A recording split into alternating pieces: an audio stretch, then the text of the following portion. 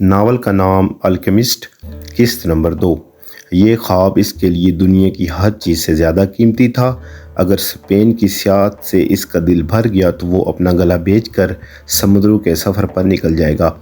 جب تک اس کا دل سمندروں کی وسعتوں سے بھر جائے گا تو اس وقت تک وہ کئی مزید شہر دیکھ چکا ہوگا، بے شمار لوگوں سے مل چکا ہوگا اور اس کے پاس کئی حسین یادوں کا خزانہ ہوگا۔ اس کی کوشش ہوتی تھی کہ وہ اس راہ پر نہ چلے جہاں سے ایک بار گزر چکا ہو۔ اس مرطوب چڑھ سے اس کا گزر اس سے قبل نہیں ہوا تھا۔ دنیا بہت وسیع تھی، ہر بار اس کا گزر کسی نئی جگہ سے ہوتا تھا اور اس سے قبل آنے والی جگہوں سے زیادہ خوبصورت ہوتی تھی۔ بھیڑوں کو آج تک اس بات کا اندازہ نہیں ہو سکا کہ وہ نئی جگہ سے گزر رہی ہیں یا وہی پرانا راستہ ہے۔ انہیں اس بات سے کوئی سروکار نہیں کہ چارہ گاہ نئی ہے یا بہار نے خزاں کی جگہ لے لی ہے۔ اس کی زندگی کا مقصد صرف اور صرف چارے اور پانی کا اصول تھا۔ شاید میں بھی ان بھیڑوں سے مختلف نہیں ہوں، لڑکے نے سوچا۔ جب سے میں تاجر کی بیٹی سے ملا ہوں مجھے بھی کسی اور لڑکی کا خیال اچھا نہیں لگا۔ سورج کو دیکھ کر اس نے اندازہ کیا کہ دوپہر وہ طرفہ پہنچ جائے گا۔ طرفہ میں ایک پرانی کتاب کے بدلے مزید ضخیم کتاب لے گا، بوتل تازہ پانی سے بھرے گا، حجامت بھی بنوائے گا تاکہ تاجر کی بیٹی سے ملاقات کے لیے تیار ہو سکے۔ وہ اس خیال کو دل میں جگہ دینے کے لیے تیار ہی نہیں تھا تاکہ تاجر نے اب تک اس کی شادی کر دی ہوگی۔ خواب کی تعبیر کو پورا ہونے کا انتظار زندگی کو دلچسپ بنا دیتا ہے۔ اس نے دوبارہ سورج کی طرف دیکھ کر وقت کا اندازہ کیا اور ریوڑ کو ہانکنے لگا کہ دھوپ تیز ہونے سے قبل طرفہ پہنچ جائیں۔ پھر اسے یاد آیا کہ طرفہ میں ایک بوڑھی عورت رہتی تھی جو خوابوں کی تعبیر بناتی تھی۔ بوڑھی خاتون لڑکے کو ایک کمرے میں لے گئی۔ ایک پردہ اس کے کمرے کو خواب گاہ سے الگ کرتا تھا۔ کمرے میں ایک میز اور 2 کرسیوں کے علاوہ مسیح کی تصویر بھی مزین تھی۔ بڑھیا نے اسے ایک کرسی پر بیٹھنے کا اشارہ کیا اور خود اس کے سامنے والی کرسی پر بیٹھ گئی۔ اس نے لڑکے کے دونوں ہاتھ اپنے ہاتھوں میں لے اور آنکھیں بند کر کے کوئی دعا پڑھنے لگی۔ خانہ بدوش بھی اپنی زندگی سفر میں گزارتے ہیں مگر ان کے پاس بھیڑوں کا ریوڑ نہیں ہوتا۔ خانہ بدوش لوگوں کو مختلف کرتب دکھا کر پیسہ بٹورتے ہیں۔ ان کے بارے میں یہ تاثر بھی پایا جاتا تھا کہ وہ خرکاری بھی کرتے ہیں۔ خانہ بدوش بچوں کو اغوا کر کے ان سے بھیک منگواتے ہیں۔ بچپن میں اسے خانہ بدوشوں سے بہت خوف آتا تھا۔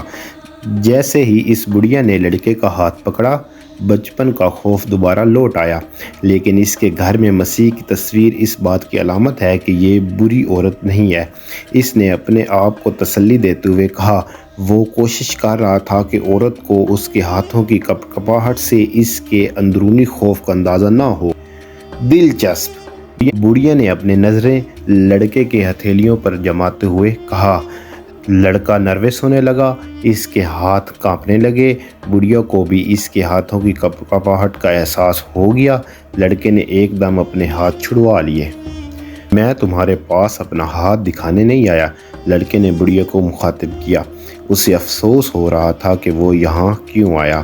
ایک لمحے کے لیے اس نے سوچا کہ وہ بڑھیا کو فیس ادا کرے اور اس سے اپنے خواب کی تعبیر معلوم کیے بغیر چلا جائے۔ تم یہاں اپنے خواب کی تعبیر جاننے کے لیے آئے ہو، بڑھیا نے کہا، اور خواب خدا کا کلام ہے۔ اگر خدا ہم سے ہماری زبان میں کلام کرے تو میں اس کی تعبیر بتا سکتی ہوں، لیکن اگر خدا روح کی زبان میں بات کرے تو صرف وہی اس کا مفہوم جان سکتا ہے جس سے خدا نے کلام کیا ہو۔ اگر تم مجھ سے مشورہ کرو گے تو میں تم سے فیس بہرحال لوں گی۔ ایک اور کرتب، لڑکے نے سوچا۔ پھر بھی اس نے سوچا کہ ایک چانس لیا جائے۔ چانس لینا چرواہے کی جبلت میں شامل ہوتا ہے۔ وہ بھیڑوں کے ساتھ چانس لیتا ہے اور پھر خشک سالی کے ساتھ بھی، اور یہی چانس چرواہے کی زندگی کو دوسروں کی زندگی سے مختلف اور دلچسپ بنا دیتا ہے۔ میں نے ایک ہی خواب 2 بار دیکھا، لڑکا بولا۔ میں نے دیکھا کہ میں چرواہا گاہ میں ہوں اور ایک بچہ آتا ہے، بھیڑوں کے ساتھ کھیلنا شروع کر دیتا ہے۔ میں مردوں کو ایسا نہیں کرنے دیتا کیونکہ بھیڑیں مردوں سے خوف زدہ ہو کر بھاگنے لگتی ہیں، لیکن وہ بچوں سے خوف زدہ نہیں ہوتی۔ مجھے نہیں معلوم کہ جانوروں کو انسانوں کی عمر کا کس طرح سے احساس ہو جاتا ہے۔ مجھے اپنے خواب کے بارے میں مزید بتاؤ، بڑھیا بولی۔ میں نے کھانا پکانا ہے اور تمہارے پاس میری فیس کے لیے پورے پیسے بھی نہیں ہیں، اس لیے میں تمہیں زیادہ وقت نہیں دے سکتی۔ بچہ کافی دیر تک میری بھیڑوں کے ساتھ کھیلتا رہا۔ لڑکے نے اپنی بات دوبارہ شروع کی۔ اچانک بچے نے مجھے میرے دونوں ہاتھوں سے پکڑ کر اچھالا اور مجھے احرام مصر پر پھینک دیا۔ اس نے توقف کیا کہ جان سگے بڑھیا کو احرام مصر کا کچھ اندازہ ہے، لیکن بڑھیا خاموش رہی۔ پھر احرام مصر پر اس نے لفظ احرام مصر ٹھہرا ٹھہرا اور کھینچ کر ادا کیا۔ بڑھیا سمجھ سکے۔ بچے نے مجھ سے کہا، اگر تم یہاں آؤ تو تمہیں ایک خزانہ مل سکتا ہے، لیکن جیسے ہی وہ مجھے خزانے کی جگہ دکھانے لگتا ہے تو میری آنکھ کھل جاتی ہے۔ بڑھیا کچھ دیر خاموش رہی، پھر اس نے لڑکے کے ہاتھ کو دوبارہ اپنے ہاتھوں میں لیا اور ہتھیلیوں کو غور سے دیکھنے لگی۔ میں تم سے ابھی کوئی فیس نہیں لوں گی، اگر تمہیں خزانہ مل گیا تو تم مجھے اس کا 10واں حصہ دو گے۔ لڑکا خوشی سے ہنسنے لگا۔ خزانہ ملنے کی خوشی نہیں، بلکہ بڑھیا کی فیس نہ ادا کرنے کی خوشی میں۔ ٹھیک ہے، مجھے خواب کی تعبیر بتاؤ، اس نے کہا۔ پہلے تم قسم اٹھاؤ، جب تمہیں خزانہ مل گیا تو تم مجھے اس کا 10واں حصہ دو گے۔ لڑکے نے بلا جھجک قسم کھائی کہ وہ اپنے وعدے پر قائم رہے گا۔ یہ خواب اگرچہ خدا کا تم سے کلام ہے ہماری دنیاوی زبان میں، لیکن اس کی تعبیر کرنا مشکل ہے، اس لیے میں سمجھتی ہوں کہ میں خزانے کا 10واں حصہ لینے میں حق بجانب ہوں۔ تعبیر یہ ہے کہ تم احرام مصر پر جاؤ۔ اگرچہ میں نے ان احرام مصر کے بارے میں اس سے قبل نہیں سنا، لیکن اگر یہ تمہیں ایک بچے نے بتایا ہے تو پھر یہ حقیقت ہے، کیونکہ بچے جھوٹ نہیں بولتے۔ احرام مصر پر تمہیں خزانہ ملے گا جو تمہیں دنیا کا امیر ترین آدمی بنا دے گا۔ لڑکے کو پہلے تو حیرانی ہوئی، پھر جھنجھلاہٹ ہونے لگی۔ اسے صرف یہ جاننے کے لیے بڑھیا سے بات کرنے کی کیا ضرورت تھی، یہ تو وہ پہلے بھی جانتا تھا۔ اس کی جھنجھلاہٹ سے اس خیال سے دور ہو گئی کہ بہرحال اسے کوئی فیس ادا نہیں کرنا۔ مجھے اس کے لیے اپنا وقت برباد کرنے کی ضرورت نہیں ہے، اس نے بڑھیا کو جواب دیا۔ میں نے تم سے کہا تھا کہ تمہارا خواب بہت مشکل ہے۔ کچھ بہت ہی سادہ چیزیں سب سے مشکل ہوتی ہیں، صرف زیرک انسان ہی اسے سمجھنے کی اہلیت رکھتے ہیں۔ مجھے قطعاً یہ دعویٰ نہیں ہے کہ میں بہت زیرک ہوں، اس لیے مجھے ہاتھ کی تحریر پڑھنا بھی سیکھنا پڑی تاکہ میں اس سے مدد لے سکوں۔ ٹھیک ہے، یہ احرام مصر کیسے پہنچ سکتا ہوں؟ لڑکے نے استغفار کیا۔ میں صرف خوابوں کی تعبیر بتا سکتی ہوں، میں اس تعبیر کو ڈھونڈنے کے لیے تمہاری کوئی مدد نہیں کر سکتی۔ اگر میں خوابوں کی تعبیر ڈھونڈ سکتی ہوتی تو قسم پرسی کی زندگی کیوں گزار رہی ہوتی؟ اگر میں احرام مصر تک کبھی پہنچ ہی نہ سکوں تو پھر کیا ہوگا؟ تو پھر مجھے میری فیس نہیں ملے گی، اور ایسا پہلی دفعہ بھی نہیں ہوگا۔ خاتون نے اس کے ساتھ ہی لڑکے کو جانے کو کہا، کیونکہ اس نے پہلے ہی خاتون کا بہت وقت ضائع کر لیا تھا۔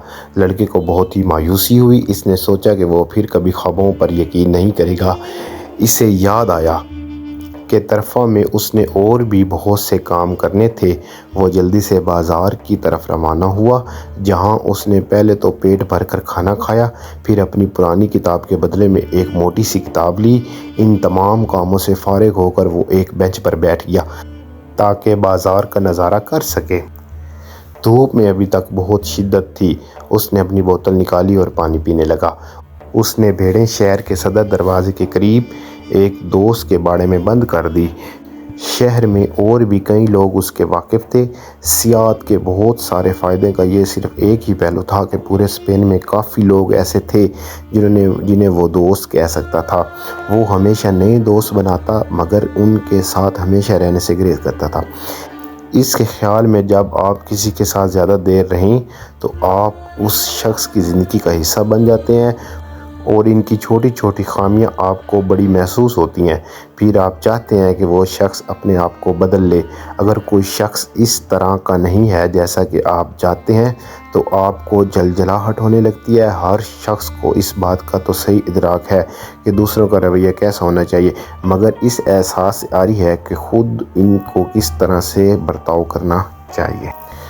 اس کا ارادہ تھا کہ شام کے وقت جب دھوپ کی شدت کم ہو جائے گی تو وہ اپنے ریوڑ کو چراگاہ میں لے جائے گا۔ اس نے کتاب نکالی اور پڑھنا شروع کی۔ کتاب کے پہلے صفحے پر تدفین کا منظر تھا۔ لوگوں کے نام بہت مشکل تھے۔ اس نے سوچا اگر کبھی اس نے کتاب لکھی تو اس میں کم سے کم کردار رکھے گا تاکہ پڑھنے والے کو بہت سے نام یاد رکھنے کی دقت نہ کرنی پڑے۔ آخرکار جب وہ کتاب پر تھوڑی توجہ دینے میں کامیاب ہو گیا تو کتاب اسے دلچسپ لگی۔ تدفین کے دن برف باری ہو رہی تھی۔ گرم دھوپ میں سردی کا احساس میں لطف پر لگا۔ ابھی اس نے پڑھنا شروع ہی کیا تھا کہ ایک بوڑھا آدمی اس کے قریب آ کر بیٹھ گیا۔ صاف لگتا تھا کہ بوڑھا اس سے بات چیت شروع کرنا چاہتا تھا۔ یہ لوگ کیا کر رہے ہیں؟ بوڑھے نے ایک عمارت کی طرف اشارہ کرتے ہوئے لڑکے سے پوچھا۔ کام کر رہے ہیں، اس نے خوش لہجے میں جواب دیا، تاکہ بوڑھے کو معلوم ہو جائے کہ اسے بوڑھے سے بات کرنے کی نسبت کتاب پڑھنے میں زیادہ دلچسپی تھی۔ اصل میں وہ سوچ رہا تھا کہ اس دفعہ وہ تاجر کی بیٹی کے سامنے بھیڑ کی اون خود اتارے گا تاکہ وہ اس پر ثابت کر سکے کہ وہ مشکل سے مشکل کام بھی کر سکتا ہے۔ وہ خود کئی بار ایسا کرتے ہوئے چشم تصور میں دیکھ چکا تھا۔ جب اس نے تاجر کی بیٹی کو یہ بتایا کہ بھیڑ کی اون پیچھے سے آگے کی طرف اتاری جاتی ہے تو لڑکی بہت محظوظ ہوئی۔ یہ اسے اچھا لگا۔ اس نے چند کہانیاں بھی کوشش کر کے یاد کی تھی۔ یہ کہانیاں وہ اس لڑکی کو سنانا چاہتا تھا۔ یہ کہانیاں اس نے مختلف کتابوں میں پڑھی تھیں، لیکن وہ ان کہانیوں کو اپنے تجربے کی نچوڑ کے طور پر پیش کرنا چاہتا تھا۔ اسے یقین تھا کہ تاجر کی بیٹی کو حقیقت کبھی معلوم نہ ہو سکے گی کیونکہ وہ پڑھنا نہیں جانتی تھی۔ بوڑھا بھی اپنی ضد پر پکا تھا۔ کیا میں آپ کی بوتل سے تھوڑا پانی لے سکتا ہوں؟ بوڑھے نے کہا۔ لڑکے نے اپنی بوتل فوراً بوڑھے کے حوالے کر دی۔ اسے امید تھی کہ اب بوڑھا اسے تنہا چھوڑ دے گا۔ کون سی کتاب پڑھ رہے ہو؟ بوڑھا اپنی ضد پر پکا نظر آ رہا تھا۔ لڑکے نے سوچا کہ بوڑھے سے پیچھا چھڑوانے واحد طریقہ یہ ہے کہ اسے بینچ سے اٹھ کر چلا جاؤں، لیکن یہ اسے تہذیب کے خلاف لگا۔ اس کے ماں باپ نے اسے تمیز سکھائی تھی اور بڑوں کا ادب کرنے کی تلقین کی تھی۔ اس نے کتاب بوڑھے کے سامنے کر دی۔ اول تو خود اسے کتاب کے نام کا لفظ صحیح طرح سے معلوم نہ تھا، پھر اس کا خیال تھا کہ اگر بوڑھے کو پڑھنا نہیں آتا تو وہ خود شرمندگی سے بینچ بدل لے گا۔ بوڑھا کتاب کا مغرور معائنہ کرتے ہوئے بولا، یہ اچھی کتاب ہے مگر بہت ہی خشک۔ لڑکے کو جھٹکا لگا۔ بوڑھا نہ صرف پڑھنا جانتا تھا بلکہ اس سے قبل یہ کتاب پڑھ بھی چکا تھا۔ اگر کتاب واقعی خشک تھی جیسا کہ بوڑھے کا خیال تھا تو پھر اس کے پاس ابھی بھی وقت تھا کہ اسے دکاندار سے تبدیل کر لے۔